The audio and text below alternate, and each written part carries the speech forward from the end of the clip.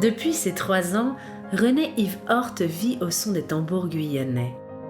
Né dans une famille passionnée des danses et des musiques traditionnelles de Guyane, il apprend très tôt à maîtriser les rythmes du tambour, mais également à confectionner ses propres instruments. Lorsque René-Yves s'installe en région parisienne, il apporte avec lui un savoir d'artisan qu'il adapte peu à peu à sa nouvelle vie.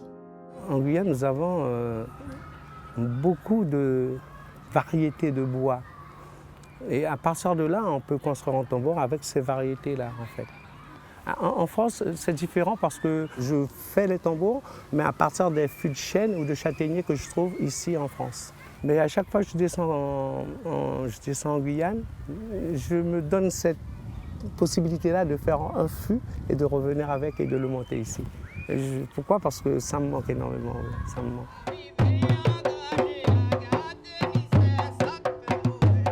Parmi les 7 rythmes traditionnels guyanais, frappés au son des tambours, René-Yves joue régulièrement le lérol, le rythme populaire, symbole de la diversité culturelle de la Guyane. Le lérol, ça s'apparente à la quadrille qu'on va retrouver vers Nantes, qu'on va retrouver vers Strasbourg, qu'on va retrouver en Bretagne ou en Normandie. C'est à peu près pareil, ça veut dire que dans nos rythmes, on a le côté africain, mais on a aussi le côté européen. Et puis c'est juste le côté créole qui est venu pour pouvoir découper et puis donner la sonorité, par exemple, du lérol, qui est tout un mélange en fait. C'est tout un mélange de ces peuples qui, à un moment de l'histoire, qui a composé la Guyane.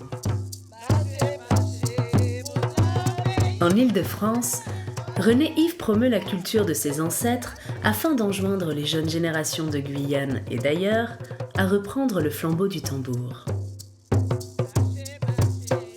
En métropole, on permet à la diaspora de découvrir la musique de leurs parents, parce que bien souvent, il y a certains qui sont nés ici, qui n'auront pas vécu ou n'ont jamais été en Guyane, et quand leurs parents leur parlent de cette musique, et qu'ils ne connaissent pas, et quand ils découvrent, et ils apprécient parce qu'en fait, ils retrouvent quelque chose de leurs parents qu'eux, ils n'ont pas vécu.